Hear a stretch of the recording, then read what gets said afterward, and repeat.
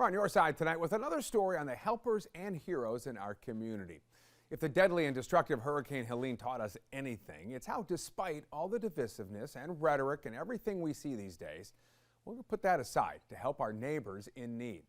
We showed you before the commercial break how so many are still struggling nearly 70 days after the storm ripped through. There are so many areas that were impacted, and it can be hard to cover them all. One of the places we haven't really talked about yet is the town of Marshall. It's in a small mountain community about 40 miles from Asheville, nestled in the mountains of Madison County. And being on the river means it was hit hard by the flooding.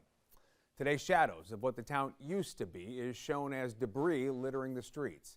Finding a way to help comes sometimes it can be difficult, especially if you're one of the thousands of people impacted. Sometimes you just have to do what you know. So meet Sarah Decker. Marshall is her adopted home, and she's come to care about the town immensely.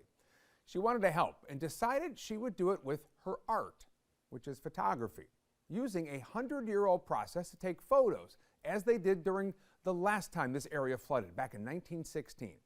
Her goal is to keep the people and town affected by the hurricane in people's minds. Our photojournalist Gregory Simpson went back to the mountains to learn more. Standing here in Marshall, North Carolina. Some of us call it Magic Town. It's a beautiful little town north of Asheville. And we're right on the banks of the French Broad River. And we're a community that is full of art and music and heart and creativity and a lot of history here. Marshall was a town that was hit really hard by Hurricane Helene. The town was absolutely decimated by the river that not only crested its banks but flooded the town. Even people living on second floor apartments were unable to return to their houses, so businesses were destroyed.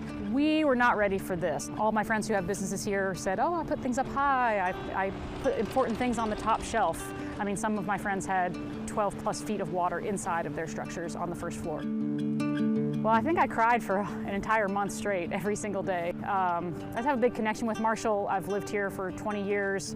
I was married down here. I had businesses that supported my art career down here. So I would say I make my living as a farmer and a working artist. I wanted to document Marshall, which is so important to me and special to me. I wanted to document it in a slower medium, and 4x5 is a slow medium, and add on top of that tintypes create a very slow process. And it was really crazy down here for the first few weeks. That, we were all kind of in our trauma response and just working and shoveling and clearing out our friends' businesses and trying to save what we could. And the dust has settled, well, not really, but the crowd has settled, and we're all still here. And that's who I wanted to photograph. I want to photograph my friends and family that we have a long road ahead, and the story still needs to be told.